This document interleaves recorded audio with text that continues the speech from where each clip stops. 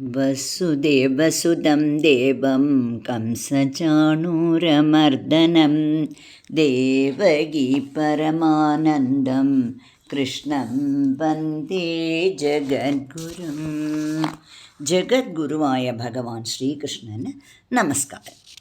ഭഗവത്ഗീത 14-ാം അധ്യായം ഗുണത്രയ വിഭാഗ യോഗത്തിലെ 2-ാമത്തെ എപ്പിസോഡാണ് ഇത്. ഇവിടെ നമുക്ക് ശ്ലോകം 10 മുതൽ ശ്ലോകം 20 വരെയുള്ള ഭാഗങ്ങൾ മനസ്സിലാക്കാം. ആദ്യമായി ഭഗവാൻ സത്വരജതമോ ഗുണങ്ങൾ എങ്ങനെ ഓരോ മനുഷ്യനെയും സ്വാധീനിക്കുന്നു അല്ലെങ്കിൽ ഇൻഫ്ലുവൻസ് ചെയ്യുന്നു എന്ന് പറഞ്ഞു തരുന്നു. പ്രകൃതിയിൽ നിന്ന് ജീവാത്മാക്കൾക്ക് കിട്ടുന്ന 3 ഗുണങ്ങളാണ് സത്വരജതമോ ഗുണങ്ങൾ. ഈ ഗുണങ്ങൾ കൂടിയും കുറഞ്ഞുമാണ് ഓരോരുത്തരിലും കാണപ്പെടുന്നത്. ഈ ഗുണങ്ങളാണ് ഗുണങ്ങളില്ലാത്ത ആത്മാവിന് ശരീരത്തോട് ഒട്ടലുണ്ടാക്കുന്നത്. അങ്ങനെ ആത്മാവ് താനിരിക്കുന്ന ശരീരത്തെ തൻ്റേതാണെന്നും കർമ്മങ്ങളെ താനാണ് ചെയ്യുന്നതും എന്നുള്ള ഒരു മായാവിഭ്രമത്തിൽ പെടുന്നു. ഗുണങ്ങൾ എന്താണ് എന്ന് നമുക്ക് മനസ്സിലാക്കാം. ഏത് ചിന്തകളോട് കൂടിയാണോ അല്ലെങ്കിൽ ഏത് നിലപാടോടു കൂടിയാണോ മനസ്സ് പ്രവർത്തിക്കുന്നത് അതിനെയാണ് ഗുണം എന്ന് പറയുന്നത്. മനസ്സിൻ്റെ വ്യത്യസ്തമായ 3 അവസ്ഥകളെയാണ് 3 ഗുണങ്ങൾ എന്ന് പറയുന്നത്. ഗുണങ്ങൾക്കനുസരിച്ച് സ്വഭാവവും പ്രവൃത്തികളും വ്യത്യാസപ്പെടും. ഏതു ഗുണം ഏത് വിധത്തിൽ ശരീരത്തിലൂടെ പ്രകടമാകുന്നു എന്ന് ഭഗവാൻ പറഞ്ഞു തരുന്നു. സർവദ്വാരേഷു ദേഹേസ്മിൻ പ്രകാശ ഉപജായതേ ജ്ഞാനം യഥാ തഥാ വിദ്യാത് വിവൃദ്ധം സത്വമിത്യുതാം. ഓരോ ഗുണത്തിൻ്റെയും ലക്ഷണങ്ങളാണ് ഭഗവാൻ പറയാൻ തുടങ്ങുന്നത്. ദേഹത്തിൽ സർവ ഇന്ദ്രിയങ്ങളിലും ജ്ഞാനം പ്രകാശിക്കുമ്പോൾ സത്വഗുണം വികസിച്ചിരിക്കുന്നു എന്ന് മനസ്സിലാക്കാം. സത്വഗുണം മനോബുദ്ധികളെ നിർമ്മലമാക്കുന്നു.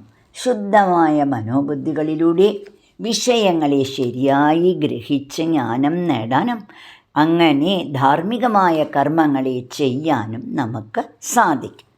തുടർന്ന് ലോഭപ്രവൃത്തിരാരംഭ കർമ്മണാമശമസ്പൃഹാം രജസ്യേതാനി ജായന്തേ വിവൃദ്ധി ഭരതർഷഭാം. അല്ലയോ അർജുന, രജോ ഗുണം വർദ്ധിച്ചാൽ അന്യൻ്റെ മുതൽ കൈക്കലാക്കണം എന്ന അതിയായ ആഗ്രഹവും അതായത് ലോഭവും സ്വന്തം സുഖത്തിന് വേണ്ടി കർമ്മങ്ങൾ ചെയ്യാനുള്ള ബുദ്ധിയും ഉണ്ടാകുന്നു. അങ്ങനെ തെറ്റായ കർമ്മങ്ങളിൽ നിന്ന് അശാന്തിയും അസ്വസ്ഥതയും ഉണ്ടാകുന്നു. തീരാത്ത ആഗ്രഹങ്ങളും പൂർത്തിയാകാത്ത കർമ്മങ്ങളുമാണ് രജോ ഗുണത്തിൽ നിന്ന് ഉണ്ടാകുന്നത്. അപ്രകാശോ അപ്രവൃത്തിച്ച പ്രമാദോ മോഹയേവ ച തമസ്യേതാനി ജായന്തേ വിവൃത്തി കുരു നന്ദന. തമോ ഗുണം വർദ്ധിച്ചാൽ കർമ്മങ്ങൾ ചെയ്യാൻ മടിയും ഉത്സാഹക്കുറവും തെറ്റിദ്ധാരണകളും അറിവില്ലായ്മയും ഉണ്ടാകുന്നു. അജ്ഞാനം ആത്മചൈതന്യത്തെ മറയ്ക്കുന്നു. സത്വഗുണത്തിൽ നിന്ന് ജ്ഞാനവും രജോ ഗുണത്തിൽ നിന്ന് ലോഭമല്ലെങ്കിൽ തീരാത്ത ആഗ്രഹവും തുടർന്ന് ദുഃഖവും തമോ ഗുണത്തിൽ നിന്ന് അജ്ഞതയും മോഹവും ഉണ്ടാകുന്നു. സത്വാത് സഞ്ജായതേ ജ്ഞാനം രജസോ ലോഭയേവ ച പ്രമാദമോഹൗ തമസോ ഭവതോ അജ്ഞാനമേവ ച. തുടർന്ന് ഭഗവാൻ ഉപദേശിക്കുന്നു, സത്വഗുണം കൂടിയിരിക്കുന്ന സമയത്ത് മരണം പ്രാപിക്കുന്ന ജ്ഞാനി ഉത്തമങ്ങളായ ലോകങ്ങളിലെത്തി സ്വർഗത്തെ പ്രാപിക്കുന്നു. രജോ ഗുണം കൂടിയിരിക്കുമ്പോൾ മരിക്കുന്ന യോഗി മധ്യമമായ മനുഷ്യലോകത്തിൽ കാമ്യകർമ്മങ്ങൾ ചെയ്യുന്നവരുടെ കൂട്ടത്തിൽ വന്ന് പിറക്കുന്നു. തമോ ഗുണം കൂടിയിരിക്കുമ്പോൾ മരിക്കുന്നവർ പശുപക്ഷ്യാദി മൃഗവർഗങ്ങളിൽ വന്ന് പിറക്കുന്നു.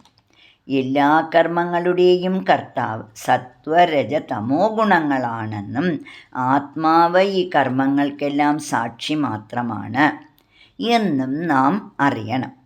നാന്യം ഗുണേഭ്യ കർത്താരം യഥാ ദൃഷ്ടാനുപശ്യതി ഗുണേഭ്യശ്ച പരം വേത്തി മദ്ഭാവം സോധിഗച്ഛതി.